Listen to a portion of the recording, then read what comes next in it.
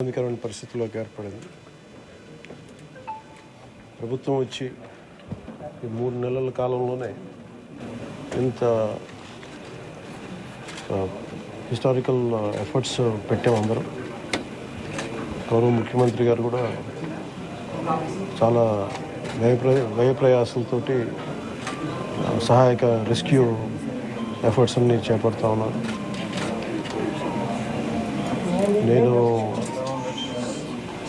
నా తరపు నుంచి పంచాయతీరాజ్ డిపార్ట్మెంట్ తోటి ఎప్పటికప్పుడు సమీక్షలు చేస్తా ఉన్నాను. లాస్ట్ టూ డేస్ నుంచి ముందస్తుగా అందరూ అనుకున్నట్టుగానే ఇది వర్షం ఎక్కువైంది, తను వచ్చి సహజ వరద అనుకున్నా. ఆ తర్వాత రికార్డ్ బ్రేక్లో అసలు ఎవరు ఊహించిన విధంగా గత 50 ఏళ్లలో ఎప్పుడు రానంతగా వరద నీరు చేరడం, ముఖ్యంగా తెలంగాణ నుంచి అక్కడ పడ్డ వర్షాలు, అక్కడ వాగులు ఇవన్నీ వచ్చి ఫైనల్లీ కన్వర్జింగ్ పాయింట్ బుడిమేరు మన వైపు రావటం, దానికి మనం విపరీతంగా నష్టపోవడం. అలాగే ముఖ్యంగా విజయవాడ ఎందుకు ఇంత గురైందని చూస్తే ఇది ఇంత అవుట్లెట్ తీసుకోకపోవటం. బేసిక్గా గత ప్రభుత్వం చేసి ఉండాల్సింది ఇవన్నీ కొంచెం దృష్టి పెట్టుండాల్సింది, వాళ్ళు పెట్టలేకపోయారు.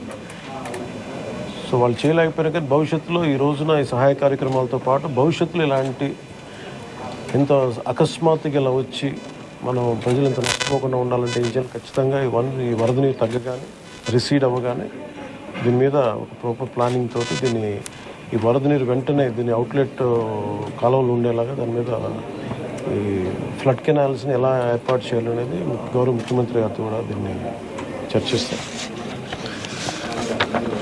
ఇందాక కూడా మాట్లాడుతూ ఉంటే ఇన్ఫర్మేషన్ ఏమంటే బుడమేరుకు సంబంధించి కొంత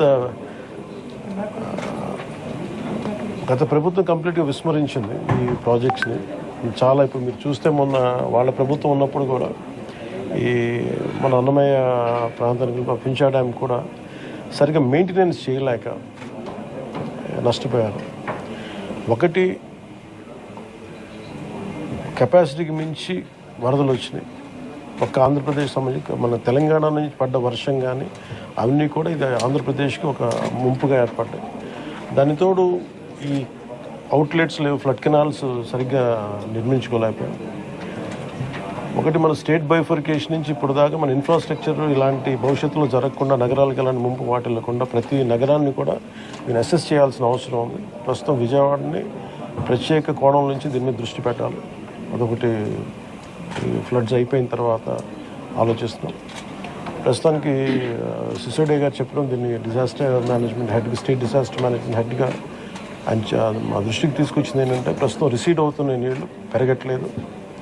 రేపటికి ఇది మనకి ప్రకాశం బ్యారేజ్ 5 లక్షల క్యూసెక్స్కి 5 దాకా వచ్చేస్తుందని చెప్తా ఉన్నారు. సో మేజర్ ప్రమాదం మనం తప్పింది. అంటే చాలా అదృష్టవశాత్తు ఇది భగవంతుడి కరుణ అనుకోవాలి. ఆల్మోస్ట్ ఒక 10-12 వేల క్యూసెక్లు రీచ్ అయ్యి ఉంటే అసలు టోటల్ అసలు మనం ఊహించిన ప్రమాదం జరిగి ఉండేది. అసలు మన ఎవరో కూడా అన్కంట్రోలబుల్గా జరిగి ఉండేది. ఒకటి ఇది మేజర్గా చెప్పాలంటే ప్రకృతి విపత్తు. ఇంకొంచెం తక్కువ స్థాయిలో మనం డ్యామేజ్ అయ్యి ఉండేది ఒకటి బుడమేరు కనుక గత ప్రభుత్వం సరిగ్గా మెయింటైన్ చేసి ఉంటే. ఎందుకంటే వాళ్ళు అన్నీ చిన్న ఇరిగేషన్ ప్రాజెక్ట్స్ కూడా సరిగ్గా కనీసం వాళ్ళు ఈ లాకులు కూడా రిపేర్ చేయలేకపోయిన పరిస్థితులు ఉన్నాయి వాళ్ళకి.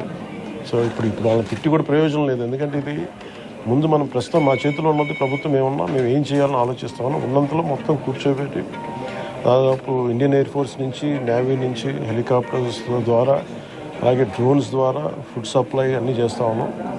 అలాగే సహాయ కార్యక్రమాలు ముందుకు తీసుకెళ్తా ఉన్నాం. అలాగే పిఆర్ పంచాయతీరాజ్ నుంచి కూడా దాదాపు 242 టీమ్స్ని ఈ రోజున 262 టీమ్స్ని ఏర్పాటు చేయడం జరిగింది. ఇది వరద ఎఫెక్ట్ కాని జిల్లాల నుంచి ఈ ప్రత్యేకించి మన ప్రిన్సిపల్ సెక్రటరీ గారి ఆధ్వర్యంలో ఇది ముందుకు తీసుకెళ్తా ఉన్నాం. దీన్ని ఈ రెస్క్యూ కార్యక్రమాలకి చాలా బాధాకరమైన దాదాపు 19 మంది చచ్చిపోయారు. చాలా వారికి మనస్ఫూర్తిగా నా సంతాపాలు తెలియజేస్తాం. అలాగే ఒక 2 మిస్ అయ్యారు. పశువులు ఒక దాదాపు 136, అలాగే దాదాపు 1,72,000 హెక్టార్లు పంట నష్టం జరిగింది. అది విజ్ఞాన పంటలు కానీ లేదంటే మామూలు మన ఇది మనం ప్యాడీ కానీ ప్యాడీయే దాదాపు 1,72,000 హెక్టార్లు, హార్టికల్చర్ వచ్చి ఒక 15,000 హెక్టార్స్ ఉంది. అలాగే 176 రీహాబిలిటేషన్ సెంటర్స్ని ఏర్పాటు చేయడం జరిగింది. దీనిలో ముఖ్యంగా ఈ దాదాపు 328 ట్రైన్స్ క్యాన్సిల్ చేయడం జరిగింది. 6,44,536 మంది ఈ వరదల వల్ల ఎఫెక్ట్ అయ్యారు. దాదాపు 193 రిలీఫ్ క్యాంప్స్ మెయింటైన్ చేయడం చేస్తున్నాం. అలాగే దాదాపు 42,707 మందికి రిలీఫ్ క్యాంప్స్లో అకామిడేట్ చేసాం. దాదాపు 194 మెడికల్ క్యాంప్స్ ఆర్గనైజ్ చేసాం. దీనికి ఇది ఇంకొక ఈ డేంజర్ ఇలా కంటిన్యూ అవుతుందా లేదని చూస్తుంటే ఖచ్చితంగా తగ్గుముఖం పడుతుంది. ఇది గాబరా పడాల్సిన అవసరం లేదు. అలాగే మేము సహాయ కార్యక్రమాలు పాపం అందరూ కూడా పిఆర్ పంచాయతీరాజ్ దగ్గర నుంచి స్టేట్ సిసోడియా గారి అధ్యక్షతన గౌరవ ముఖ్యమంత్రి చంద్రబాబు గారి ఆధ్వర్యంలో సహాయ కార్యక్రమాలు, స్టేట్ డిజాస్టర్ మేనేజ్మెంట్ అలాగే నేషనల్ డిజాస్టర్ మేనేజ్మెంట్ అందరూ ఒకటే ఇన్ ట్యాండెం కలిసి పనిచేస్తూ ఉన్నాను. సో ప్రతి దాదాపు ఈ సెంటర్కి 600 to 700 కాల్స్ వస్తూ ఉన్నాయి. ఈ సెంటర్కి ఎక్కడెక్కడ ఇబ్బందులు ఉన్నాయంటే అడ్రస్ చేస్తూ ఉన్నాం. అతి తక్కువ సమయంలో ఇంత ఎఫెక్టివ్గా పనిచేయగలిగాం. కానీ భవిష్యత్తులో ఇలాంటివి జరగకుండా ఉండాలని మేమందరం కోరుకుంటున్నాం. అలాగే ఆ దిశగా పనిచేస్తాం. ఇది ఒక రోజుతో కాకుండా ఇది రాత్రంతా పాపం సిసోడియా గారి కానీ అందరు కానీ ప్రతి పంచాయతీరాజ్ కానీ అందరూ ఈ డిజాస్టర్ మేనేజ్ ప్రతి ఒక్కరి కాల్ సెంటర్స్లో ఉన్నవాళ్ళు మొత్తం అందరూ రాష్ట్ర యంత్రాంగం మొత్తం ఆల్మోస్ట్ ప్రతి ఒక చిన్నపాటి ఏరియా కూడా ఒక ఐఏఎస్ ఆఫీసర్ని పెట్టి సహాయ కార్యక్రమాలని ముందుకు తీసుకెళ్తా ఉన్నాం. అలాగే సిసోడియా గారు కూడా ఆయన అహిర్నిస్లో లాస్ట్ ఒక 72 గంటలుగా ఆయనకి నిద్ర కూడా లేకుండా ఇక్కడే కూర్చొని మొత్తం అహిర్నిస్లు అందరూ అప్రమత్తంగా దీన్ని పర్యవేక్షిస్తూ ఉన్నాం. ఇప్పుడు దీన్ని అనలైజ్ చేసి ఇప్పుడు ఎవరి తప్పు వీటన్నిటికంటే కూడా మేము అంటే మా ముందున్నది మేము ఎంతో సహాయ కార్యక్రమాల్లో పాల్గొనగలం. అలాగే నేను ఈ సమావేశం తరఫున ప్రైవేట్ వ్యక్తులు కూడా మన పత్రికా ప్రకటన ద్వారా నేను మిమ్మల్ని అప్పీల్ చేశాను. ఈ రోజున మొత్తం రాష్ట్ర హితువు కోరుకున్న ప్రతి ఒక్కరూ 3 పార్టీల వ్యక్తులు, మద్దతుదారులు అందరూ కూడా మనందరం ఇలాంటి ప్రకృతి విపత్తులు వచ్చినప్పుడు అందరం కలిసి మనం ముందుకు తీసుకెళ్ళాలి. రాష్ట్ర ప్రభుత్వం నుంచి కొత్తగా ఏర్పడ్డ ప్రభుత్వం మనం ముందుకు తీసుకెళ్తా ఉన్నాం. అలాగే మీ వంతు సహాయం కూడా మీరు చేయమని కోరుకుంటా ఉన్నాను. అలాగే నా సైడ్ నుంచి కూడా ఈ ప్రత్యేకించి రాష్ట్ర సీఎం రిలీఫ్ ఫండ్కి 1 కోటి రూపాయల నిధుల్ని నేను చంద్రబాబు గారి రాష్ట్ర ముఖ్యమంత్రి నిధికి నేను విరాళంగా ప్రకటిస్తున్నాను.